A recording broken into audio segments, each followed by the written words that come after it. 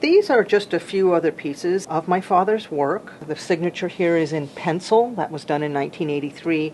He often signed with a pencil. This piece is a really good example, I think, of him making his sort of paintings more three-dimensional. This has pieces of what I believe are sort of a thick board. In fact, this circle right here comes circling up into that one. Like they're colliding almost. So there's collage effect here.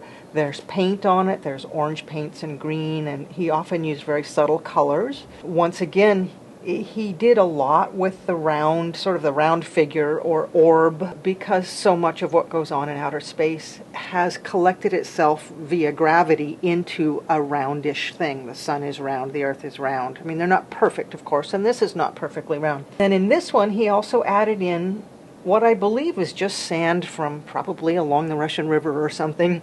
But it's definitely sand. It's been glued on, and it adds a texture. It adds sort of particleness, which is often a part of what he's portraying in his pieces, is the various little elements. And then he even put in, once again, sort of a very straight line. And here again is a very fairly straight line. Some of them are slightly curved, and some are very straight. Also on this piece, once again, there's his famous sort of cadmium orange or cadmium red in little bits here and there. Simple name, Collage Planet number 66. It's a collage planet, meaning it's sort of like a planet, and it's done in a collage form. I don't really know what he was imagining in these specific pieces when he was making them, whether they're just completely out of his head or they're based loosely on something he saw in a photograph or read a description of. This over here is really, I think, a gorgeous example of the press type, and of course it's hard to see it. This one is a script F on the end of it, and it's something that would have been in a letterpress where they put the paper down and ink this and so on, and actually make something in written form, which is what he did in the early 60s with George Herms and that little printing press I spoke about earlier. So these are metal, and they're just classic printing press type pieces. Many of these got incorporated into his painting, and this painting has on it 1, 2, 3, 4, and then it's hard to know because they've been painted over whether these are just shorter ones or pieces of something different. But this is a beautiful example of him using the type, the metal type, into his paintings. This happens to be a dark painting. It's his red and black series.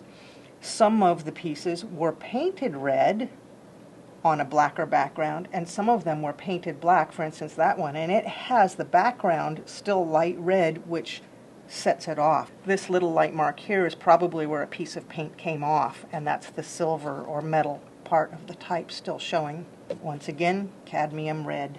These are another example of him going into other mediums. These are clay, and he worked in what I believed was mostly low-fired clay quite a bit, making what he fondly called, and I like to call, asteroids.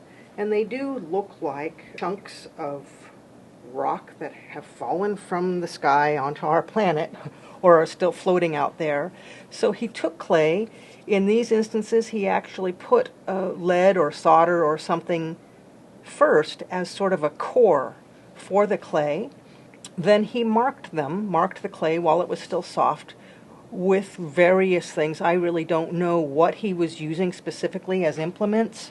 However, on some of the pieces that he's done, I've distinctly seen what looks like a tapered tool, I imagine was a pencil, and he just took the pencil and went in at various angles. But he made creases and so on, and his fingerprints are still in the clay sometimes. Some were very rounded, some were more flattened out, some are quite large, probably up this kind of size.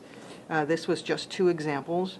Once again, he used fairly subtle colors as far as painting them after they were fired. The clay was originally sort of a white, simple clay, and then it was painted and then brushed back. Some of the paint was actually rubbed back off to help some of the elements show up more.